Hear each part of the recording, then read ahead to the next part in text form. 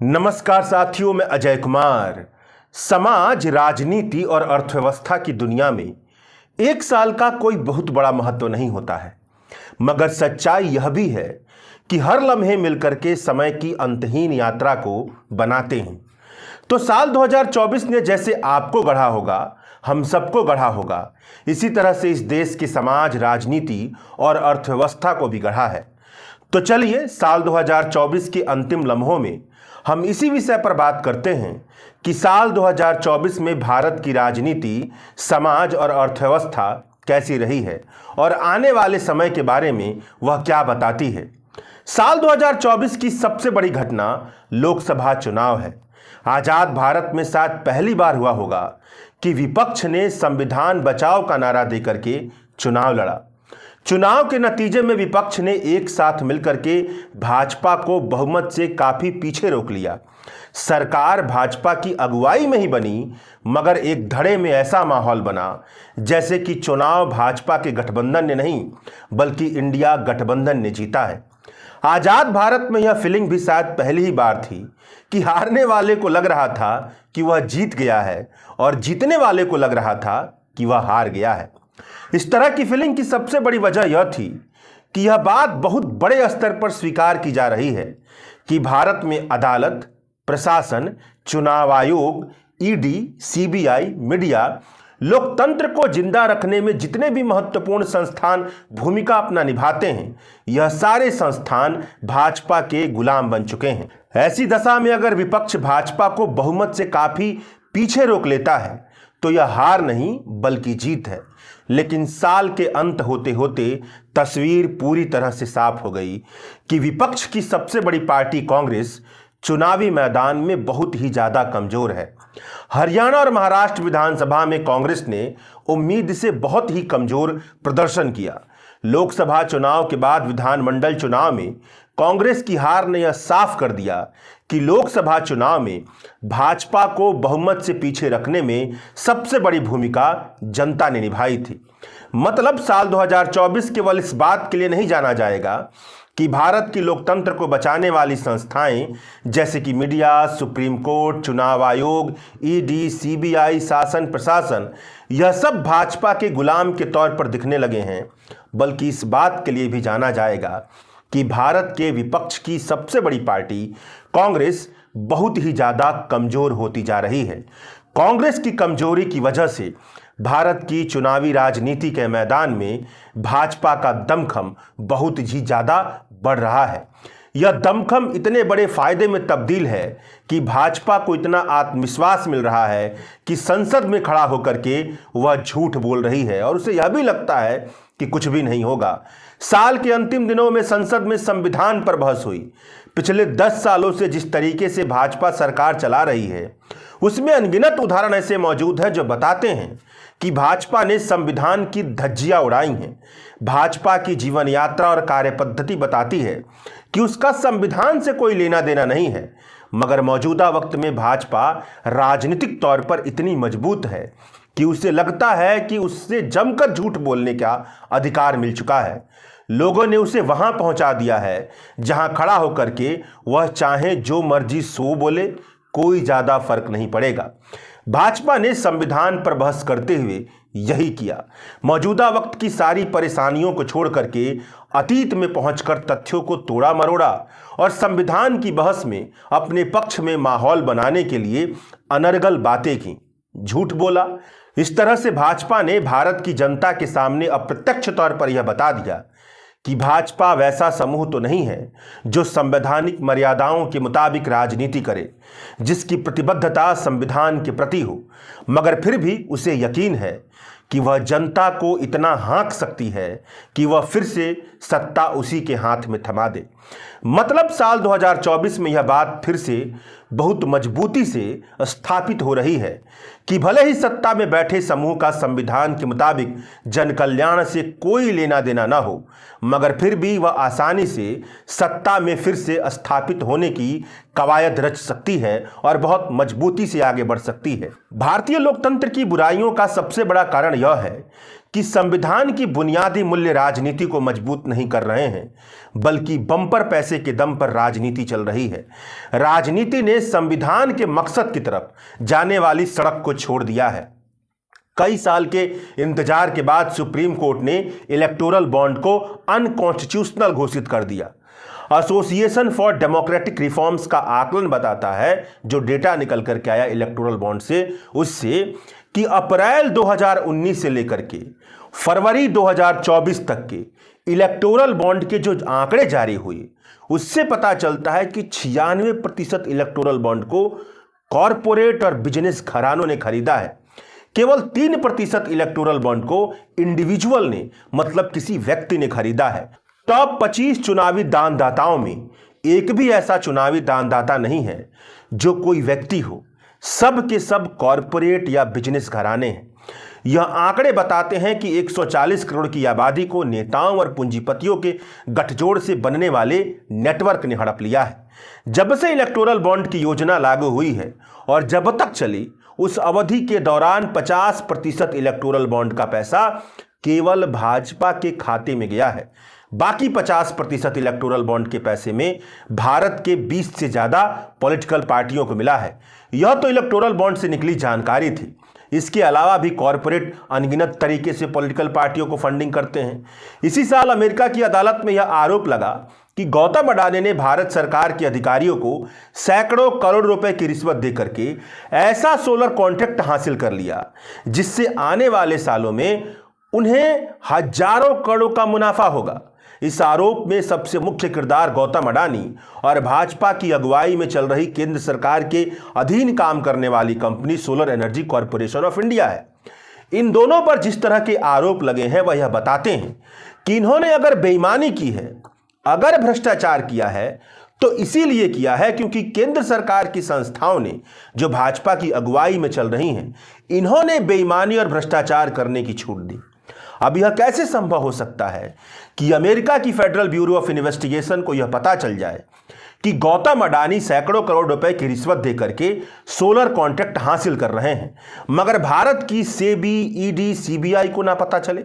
यानी गौतम अडानी पर अमेरिका की अदालत में साल 2024 में जो आरोप लगाया गया है, उससे यह भी साबित हुआ है कि भारत की राजनीतिक सत्ता कॉरपोरेट के लिए कुछ भी करने के लिए तैयार है।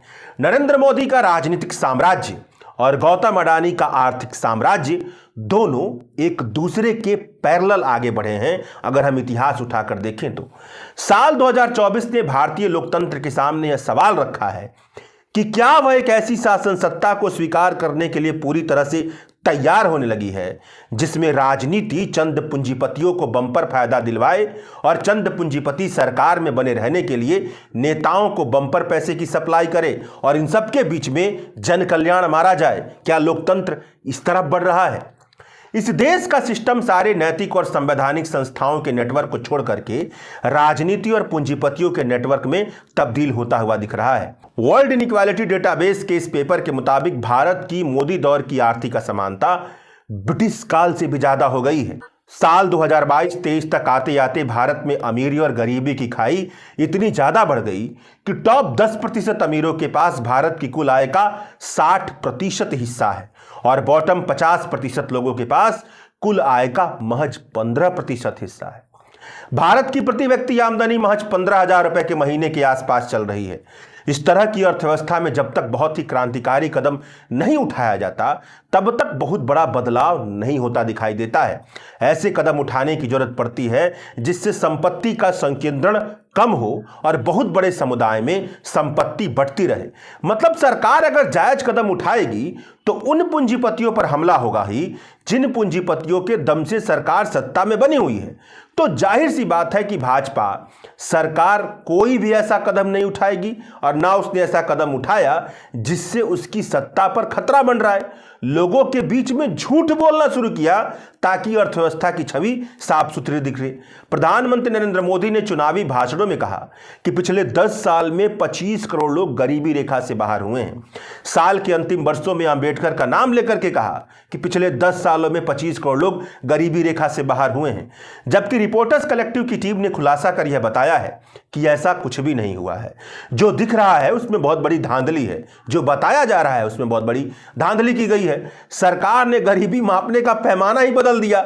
इसकी वजह से आंकड़े जो दिख रहे हैं वो सच से बहुत दूर हैं। सरकार ने गरीबी रेखा से बाहर उनको भी घोषित कर दिया जिनके पास केवल बैंक का खाता था, उसको भी शामिल कर लिया। जनधन योजना जब लागू हुई थी तो उन्होंने भी सरकार से लाभ पाने के लिए खाता खुलवाया था, जो बंपर गरीबी में अब तक जीते आ रहे हैं। उनके पास खाता तो है लेकिन गरीबी भी है। इस तरह से गरीबी दूर करने के नाम पर भयंकर झूठ बोला गया है और वैसे लोग उसमें शामिल हैं जो गरीबी रेखा से बाहर कहे जा रहे हैं, जिनके पास केवल बैंक का खाता है और इसकी वजह से उन्हें गरीबी रेखा से बाहर कर दिया गया। नरेंद्र मोदी ने चुनावी भाषणों में इसी तरह से रोजगार पर भी झूठ बोला। नरेंद्र मोदी ने कहा कि पिछले 3-4 साल में 8 करोड़ नौकरियां दी गई हैं। यह बात भी सरासर झूठ थी। यहां भी रोजगार के पैमाने को बदल करके जो आंकड़े आए थे उसके आधार पर तोड़ मरोड़ करके बात कही गई थी। सरकार की तरफ से अब तक ऐसा कोई भी ठोस आंकड़ा जारी नहीं हुआ है जो यह बताए कि पिछले 3-4 साल में 8 करोड़ नौकरियां मिली हैं। मतलब अर्थव्यवस्था का क्षेत्र का हाल यह है कि आर्थिक असमानता बढ़ती जा रही है। गरीबी और बेरोजगारी पर लगातार झूठ बोला जा रहा है ताकि सरकार की किरकिरी ना हो।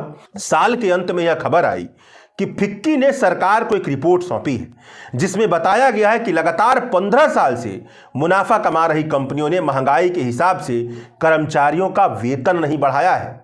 मतलब महंगाई के हिसाब से वेतन नहीं बढ़ाया और वो कंपनी नहीं बढ़ा रही है जिनका मुनाफा लगातार बढ़ रहा है। ये साल के अंत में रिपोर्ट आई। सरकार ने संसद के पटल पर रिजर्व बैंक ऑफ इंडिया का यह आंकड़ा पेश किया कि बैंकों द्वारा वित्त वर्ष 2023-24 में 1,70,000 करोड़ रुपए के कर्ज को बट्टे खाते में डाले गए, मतलब उसका राइट ऑफ किया गया। और पिछले 5 सालों में करीब 9 लाख करोड़ रुपए बैंकों ने राइट ऑफ किया है। मतलब साल 2024 में भी यही दिखता है कि अर्थव्यवस्था ऐसे कुचक्र में फंसी हुई है जहां पर भारत की 90% आबादी की आर्थिक तरक्की की संभावना बहुत ही ज्यादा कम है। उसके जेब में पैसा पहुंच ही नहीं रहा है। जब जेब में पैसा नहीं पहुंचेगा तो अर्थव्यवस्था कुचक्र में फंसेगी, क्योंकि ज्यादातर लोग के जेब में पैसा जा ही नहीं रहा है, उनकी हालत नहीं सुधर रही है। राजनीति और अर्थव्यवस्था का जब इतना बुरा हाल है तो समाज को बहुत बुरे हाल से कौन बचा सकता है। अखबार उठा करके देखिए तो साल 2024 के हर महीने में कहीं ना कहीं से ऐसी खबरें जरूर आती हैं जिनका मकसद समाज में मुसलमानों के खिलाफ नफरत का जहर फैलाने से जुड़ा हुआ है। जहां पर भयंकर भ्रष्टाचार हुआ है, आम आदमी के साथ हुआ है, लेकिन वो इतना जागरूक नहीं है कि सवाल खड़ा कर पाए। प्रधानमंत्री नरेंद्र मोदी ने लोकसभा चुनाव में यह झूठ बोला कि मुसलमानों को धर्म के आधार पर आरक्षण देकर के कांग्रेस एससी और एसटी का हक छीन रही है, यह जानते हुए भी कि यह बात पूरी तरह से झूठी बात है। मीडिया में इसका प्रत्युत्तर देने के बावजूद भी प्रधानमंत्री नरेंद्र मोदी ने इस बात को अपने कई चुनावी भाषणों में बोला। हकीकत यह है कि मुसलमानों को जहां कहीं भी आरक्षण दिया गया है तो वह सामाजिक पिछड़ेपन के आधार पर संविधान के मुताबिक दिया गया है, ना कि धर्म के आधार पर। जब संसद में संविधान पर बहस हुई तब भी भाजपा के नेताओं की तरफ से यह झूठ फैलाया गया। मतलब साल 2024 में यही रणनीति साफ तौर पर समाज के संदर्भ में भी यह दिखाई दे रही है कि तथ्यों को तोड़ मरोड़ कर किसी भी तरह से मुसलमानों के खिलाफ समाज में एक तीखी दीवार बनाने की कोशिश लगातार करते रहनी है। जो ऊपरी तबका है वह तथ्यों को तोड़े मरोड़ेगा, जो निचली तबका है वो भयंकर तरीके से नफरत फैलाएगा, यही दिख रहा है, और सांप्रदायिकता फैलेगी। इस सांप्रदायिक राजनीति का माहौल इतना बुरा बना है कि साल के अंत आते आते फिर से मस्जिद के नीचे मंदिर खोजने की बकवास सी बहस शुरू हो गई है। इस साल ज्ञानव्यापी, मथुरा, संभल, अजमेर, देश के कई इलाकों से मस्जिद के नीचे मंदिर की बेकार बहस फिर से जबरदस्ती खड़ा करने की कोशिश की गई। संभल में तो इस बेकार सी बहस की वजह से 5 नौजवानों को अपनी जान भी गंवानी पड़ी। मतलब साल 2024 में फिर से भारतीय समाज के सामने यह प्रश्न पैदा कर दिया गया है कि क्या वह मंदिर और मस्जिद के बेकार से बहस में खुद को बर्बाद करने की तरफ बढ़ेगी, या आने वाले समय में इस बेकार सी बहस पर हमेशा हमेशा के लिए रोक लग जाएगा। सुप्रीम कोर्ट ने प्लेसेस ऑफ वर्शिप एक्ट के बावजूद भी सांप्रदायिक काम होने दिया। यह बताता है कि भारत की संस्थाएं इतनी आवारा हो चुकी हैं कि शायद ही आने वाले समय में मंदिर और मस्जिद के नाम पर जो बेकार सा झगड़ा है वह रोका जाए, क्योंकि राजनीतिक फायदा उठाने के लिए यह झगड़ा चलता रहेगा। जाति से संचालित होने वाले भारतीय समाज के लिए इस साल की एक बड़ी खबर आई। सुप्रीम कोर्ट ने SC ST के भीतर जातिगत आंकड़ों के आधार पर वर्गीकरण की इजाजत दे दी है। सुप्रीम कोर्ट के इस फैसले को उन लोगों ने विरोध किया जिन्हें सामाजिक न्याय से ज्यादा जाति की राजनीति की चिंता रहती है, और उन लोगों ने स्वागत किया जो सामाजिक न्याय के प्रबल समर्थक हैं और जो चाहते हैं कि जो सबसे दबे कुचले वर्ग हैं वह भी आगे आए। सामाजिक न्याय के नजरिए से देखा जाए तो यह फैसला इस साल का बहुत ही महत्वपूर्ण फैसला है। भारत की चुनावी राजनीति अब भी जातिगत समुदायों से संचालित होती है। समुदायों के आधार पर वोट की गोलबंदी होती है।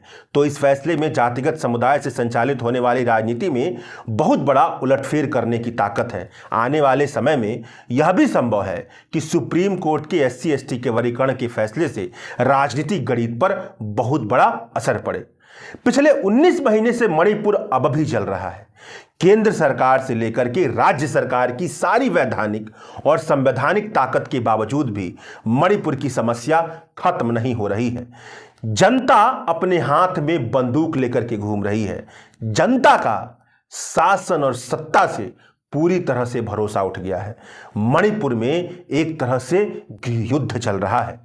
कुल मिलाजुलाकर कहा जाए तो बात यह है कि साल 2024 में भी ऐसे अनगिनत प्रमाण मिलते हैं, ऐसी अनगिनत घटनाएं हुई हैं, ऐसी अनगिनत प्रवृत्तियां दिखती हैं जो यह बता रही हैं कि भारत की सामूहिक यात्रा उस सड़क पर नहीं हो रही है जो सड़क लोकतंत्र और संविधान की है।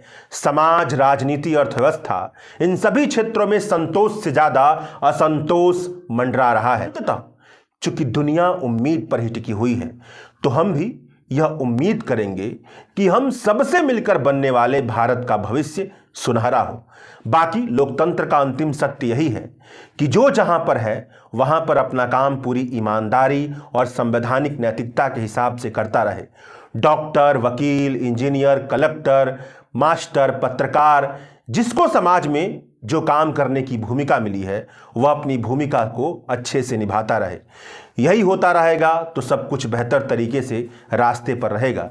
तो इसी संकल्प के साथ हम सब मिलकर के इस देश और दुनिया और मानवता को खूबसूरत बनाएं। आप सबको द वायर की तरफ से नव वर्ष की शुभकामनाएं। शुक्रिया।